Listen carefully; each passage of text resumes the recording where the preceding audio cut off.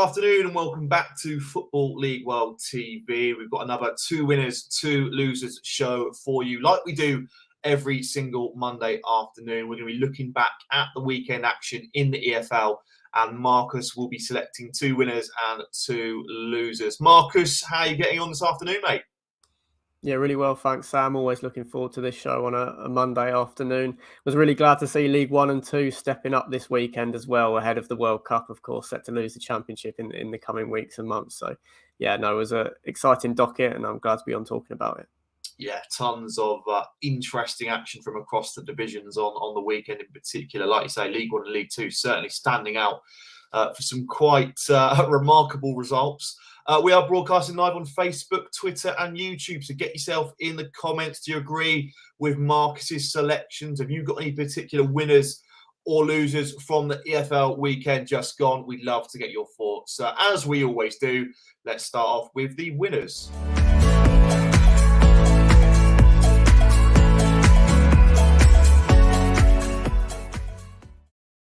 Right, Marcus, who impressed you on the weekend? Who was your first winner?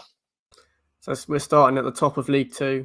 Leyton Orient with a really impressive 1-0 win over Salford City in London. Richie Wellens getting one over a former employer in Salford City. That one didn't end in the most sort of complimentary way at the back end of the lockdown season. But coming back in League 2 and showing what he's made of with Orient at the moment. Really impressed with them at the start of this season. They've come back off a 3-game winless run to win their last 3 games on the bounce, back-to-back clean sheets as well. And getting the better of Salford City to a 1-0 scoreline does not paint the picture of the whole match. It was a really dominant display from the O's Paul Smith with a really impressive opening goal. Quite bizarre in a way, sort of goes down appealing for a foul, for a penalty. The defender and Smith look at the referee, and then he gets up, carries on, takes it round two more players, and then smashes it through Tom King's legs and into the bottom corner. Incredible start to the season for the Northern Irishman, really the most potent attacking threat for Orient at the moment. That said, Aaron Drinnan was really dangerous as well. Would have been disappointed to miss quite a tough open goal in the first half. Doesn't have much time, and it's quite a tight angle, but it's one that he probably would back himself to score. Orient win the shot count 17-6, and when you consider how early on they went ahead in the game, to limit Salford to so little is really impressive. They've still only conceded just 9 goals in 16 League 2 outings so far this season.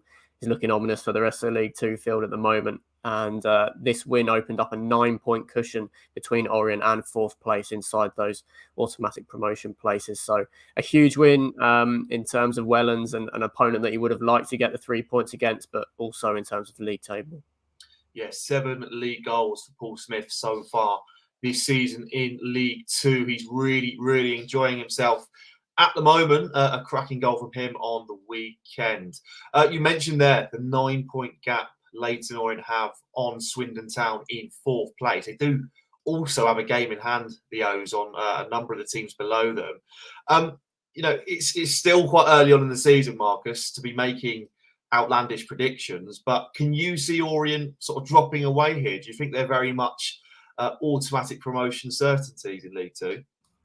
Well, it's a really commanding cushion to build up. They're a very different team to Forest Green Rovers, but the way they've started the season, like an absolute lightning bolt, is there are some comparisons to draw there. We did see FGR sort of fall away, almost throw away the league title, and potentially even threaten to drop into, putting their automatic promotion in jeopardy at some stage.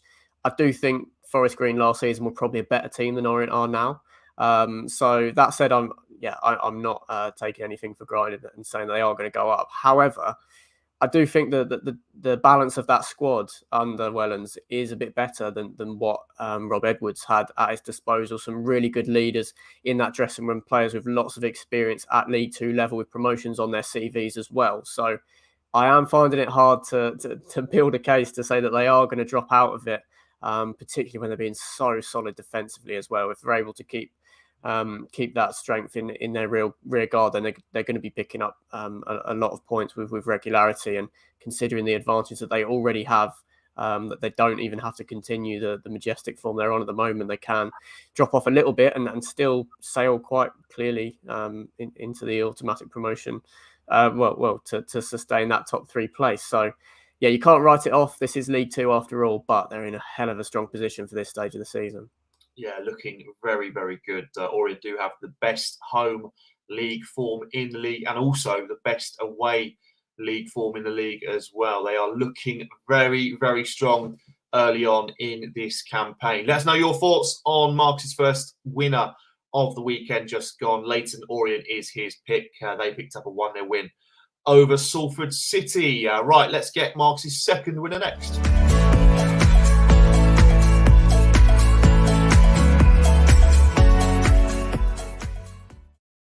All right, this is just a reminder. Send in your comments. We are broadcasting live on Facebook, Twitter, and YouTube. Who were your winners and your losers from the weekend just gone in the English Football League?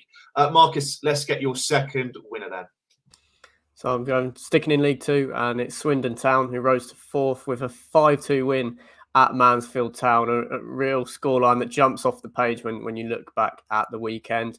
Mansfield did go down to 10 men, a really silly second yellow card from Hiram Boateng in the second half, but Swindon had already turned it round to be 3-2 up by that point, and it really was a ruthless display at Field Mill.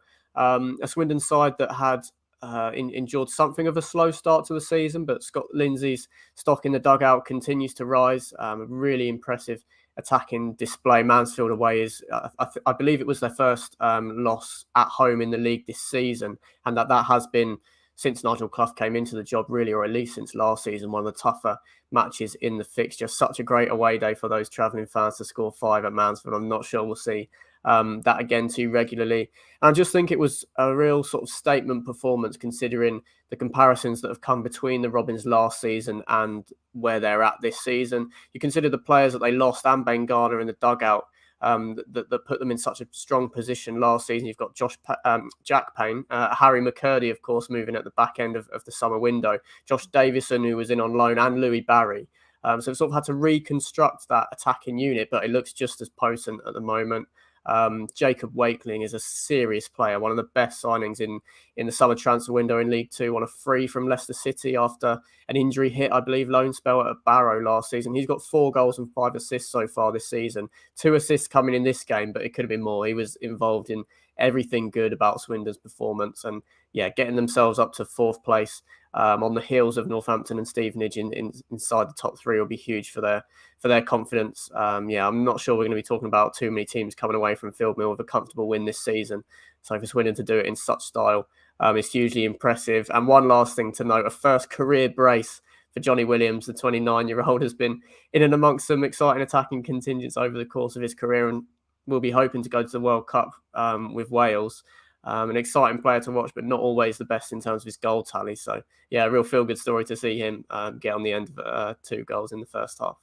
Yeah, Johnny Williams really impressing on the weekend. Arguably too good for League Two, in my opinion. Jacob Wakeling, like you say, really, really shining this season for the Robins. He recorded 2 assists on the weekend.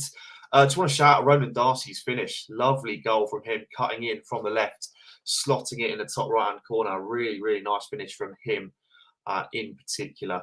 There we go, Swindon Town. Big win for them on the weekend. 5-2 away at Mansfield Town. That puts them in 4th position in the league table. 4 wins from their last 6 games. It's looking up for Scott Lindsay's Robins. Right, that's our look at the winners. A very League Two trend to the winners this week. We're going to move over then to the losers next.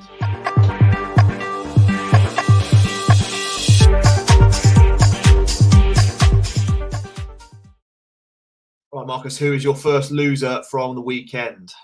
It's West Bromwich Albion, a 2-0 loss at home to Sheffield United to kick off the Carlos Corberán era in a really disappointing vein. It wasn't too much of a surprise to see them lose this match. I know the Blades came into it, I believe, 6 games without a win, but they have been performing a little bit better than that would suggest. And yeah, we're rightful favourites heading over to the Hawthorns. It was 2 goals that they conceded in the first half are really disappointing. The first goal is such poor defending. Ollie McBurney could score but does an air shot, and then Iliman Ndiaye's there to pick up the pieces.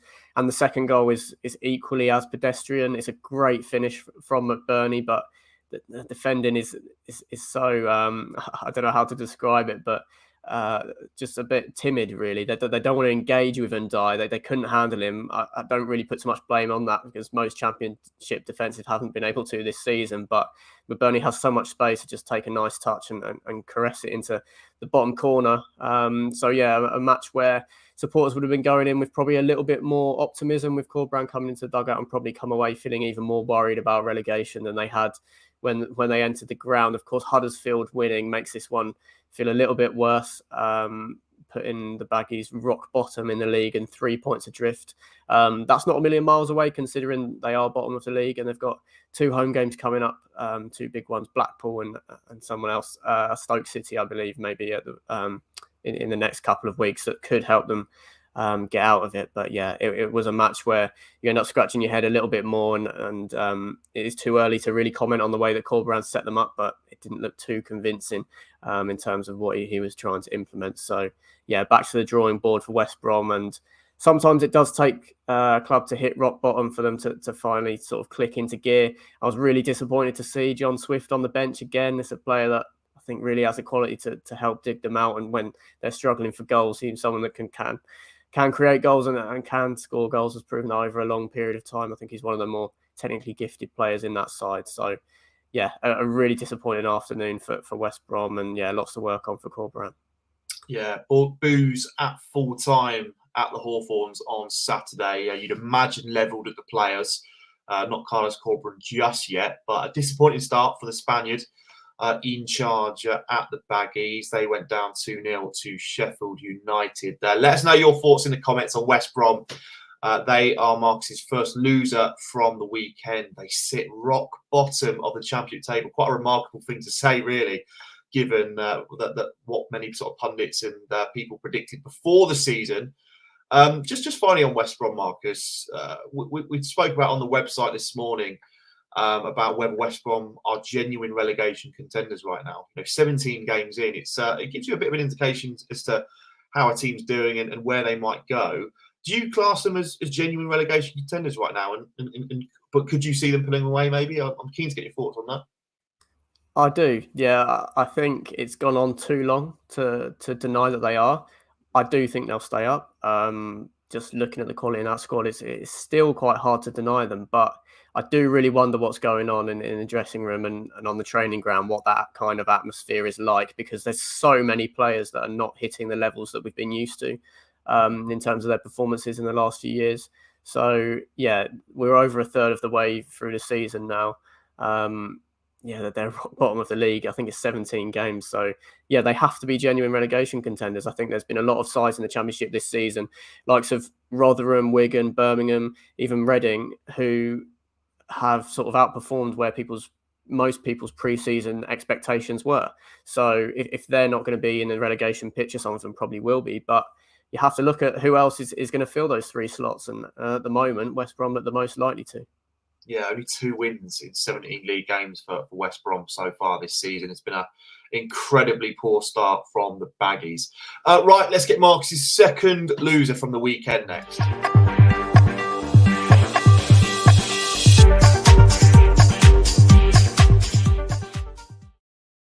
Right, who makes the cut then for your second loser, Marcus? So Ipswich Town are the second loser going into League One. I think the second time in this show that I've picked a loser who's actually gone on to draw a game. I think that was also a 4-4 draw as well.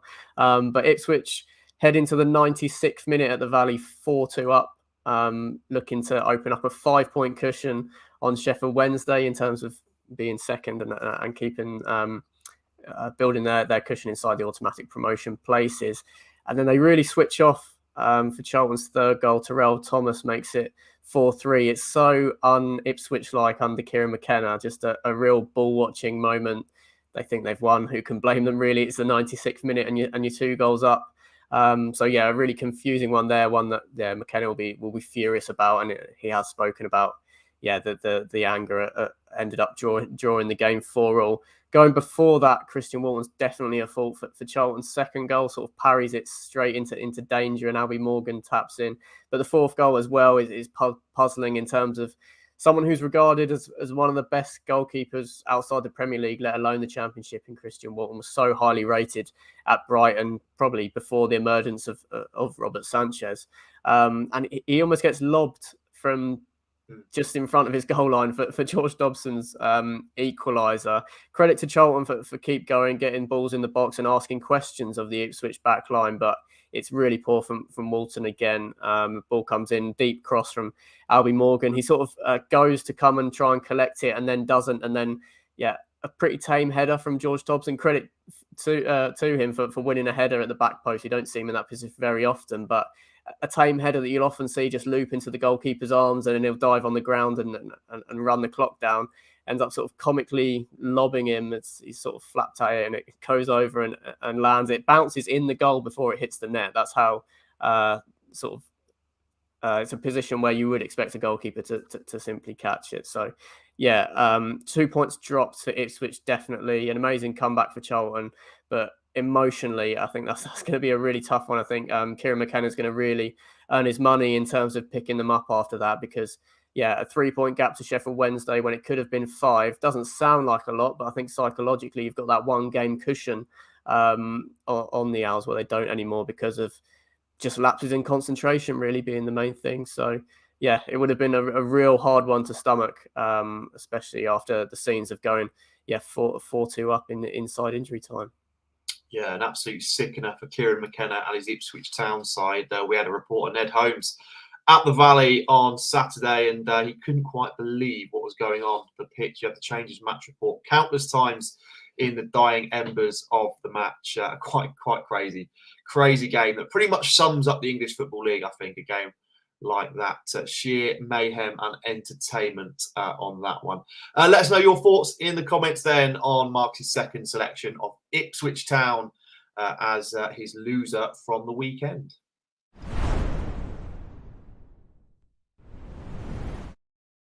Right, well, that's our look at 2 winners and 2 losers from the English Football League weekend. Marcus, thanks for your time and your selections this afternoon. We've got lots more coming up on Football League World TV over the course of the week, so please do stay tuned to the channel. If you're watching this show on repeat on YouTube, please do stick a like in below this video and subscribe to the channel. We are verging on 1,200 subscribers. So we really appreciate all the support we can get moving forwards. But until next time, we shall see you soon.